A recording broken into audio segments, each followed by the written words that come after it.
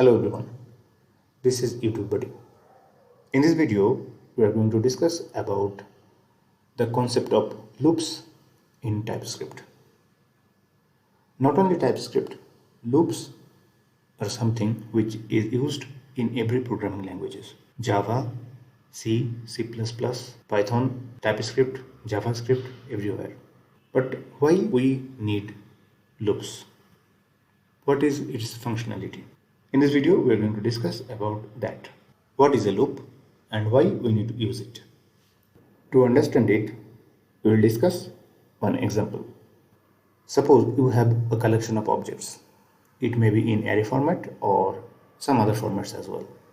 As for example, we are taking an array of numbers. We have created an array 1, which is an array of number.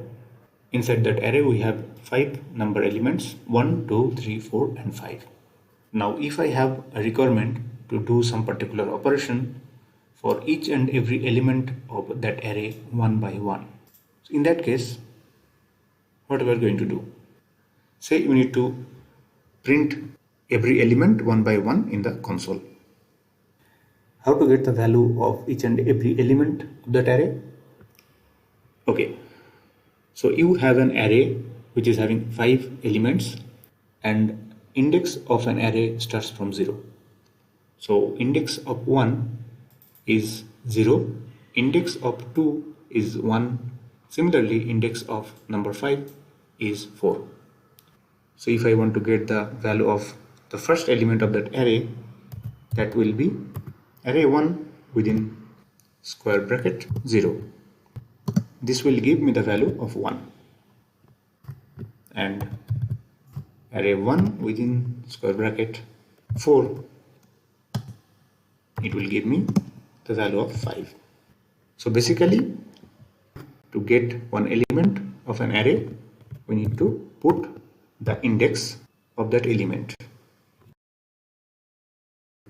So if we want to print the elements of that array one by one in the console, we have the easiest solution, that is console.log, and then we will write array 1 and within square bracket the first index, that is 0, and after that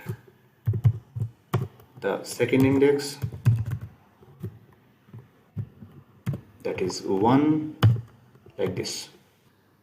Well, in this example, you have only 5 elements in that array.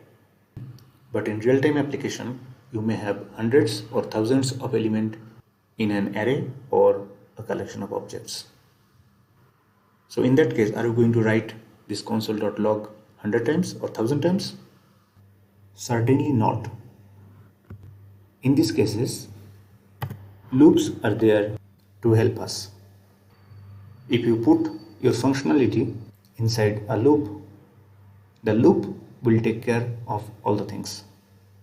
It will take each and every elements of that array one by one, and it will do some particular operations what you are going to put inside that loop for each and every element. And if you are going to do it manually, you may miss some particular data because it is having huge amount of data. But if you are putting inside loop will not make any mistake. It will not miss any of the data. It will have operation for every element one by one. So here are the advantages of loop. We have 4 types of loops which is generally used in TypeScript. For loop, for in loop, for op loop, and for each loop. We will discuss about all the loops separately in details in our later videos. Thank you so much for watching. Please don't forget to subscribe. See you in the next one. Until then, bye bye. Take care.